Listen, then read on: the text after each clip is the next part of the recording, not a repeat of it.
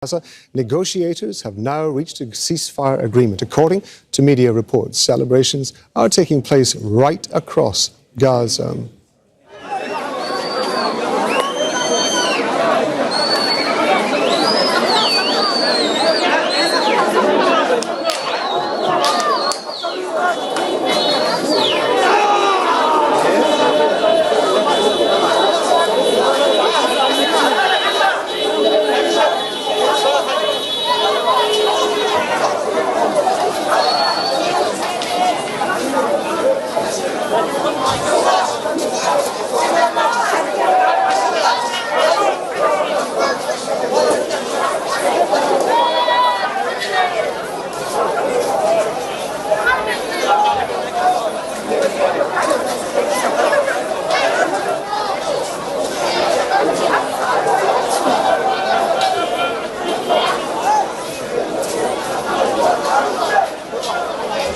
Okay, these are live pictures that we're bringing you from Deir al-Balah. We've seen scenes of jubilation and celebration over different parts of Gaza in the last couple of hours or so since it was announced that a ceasefire agreement appears to have been reached between Israel and Hamas. Hani Mahmoud is in Deir al-Balah in central Gaza.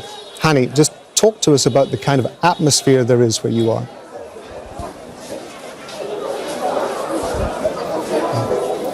Well, as of this moment, the celebration are still happening. They're taking place. There are more people leaving their tent sites from the surrounding of the area, the vicinity of the hospital, pouring into the courtyard of the hospital.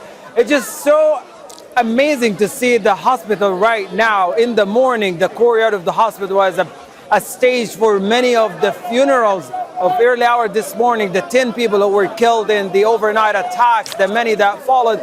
And now we're seeing a completely different scene in front of us. People have been displaced, traumatized, hungry, are at the hospital celebrating this moment with much of happiness and excitement and much of the feelings that were suppressed in the past 15 months, to the point people were not allowed to express any of their feelings, to reprieve or to mourn properly their loved ones and their relatives. But now it's an opportunity for them.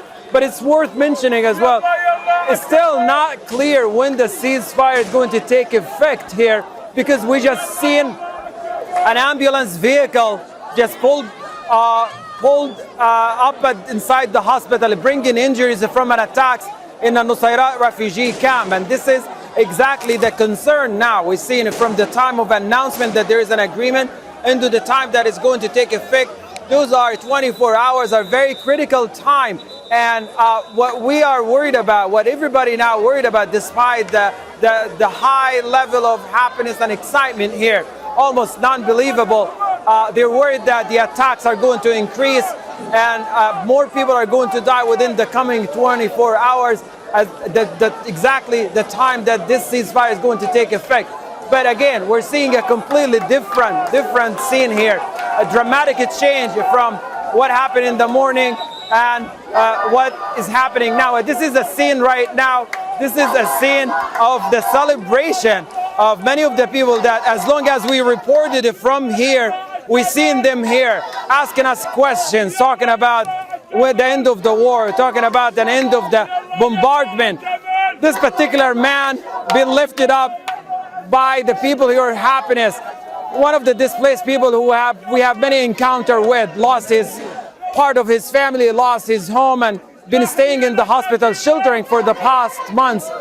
And most of what they are singing right now are just words that express the happiness and the euphoria that they are feeling it right now. It's repeating itself across the central area, in tent sites, in the streets, and here in the hospital. But what's really interesting now is the change, the dramatic change of scene here. Early in the morning, many of the funerals, message of the sadness, and now it's completely different. People are happy and excited and hoping for the best in the coming hours. Hani, it is worth pointing out, of course, that as you rightly say, the ceasefire has not officially started yet, and one would imagine there is going to be concern, despite the celebrations, that there are so many people gathered in various places across Gaza that, of course, the attacks may be continuing. You mentioned there that there was an attack, we understand, from the Nusayrat refugee camp. Yes, absolutely. And right now what we're seeing is more of a sudden reaction to 15 months of ongoing mass bombardment, to the point people did not believe they're going to survive it. They just remember the initial weeks of this genocide. Israeli officials, the political level, the military level, issued many of the statements and expressed sentiments that were very genocidal, that did not leave anyone in any positive hope that this is going to end or they are going to stay alive. Just the past months have proven what the Israeli military meant. Not only the ongoing bombardment and the daily killing by the hours, but also many of the restrictions that imposed on people. No fuel, no water, no medical supplies, no food supplies. Part of the Gaza Strip went hungry.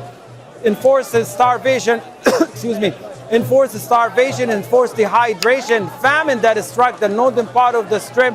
People started to look in areas where waste is being thrown, looking for food. Many of the hungry children, people died of hypothermia and the cold weather, not only from the unpredictable bombs, but all of this took place because nobody believed that this is going to come and end. Everyone would go by the end of the day being thankful that they made it through the day, went to sleep, not sure if they are going to wake up.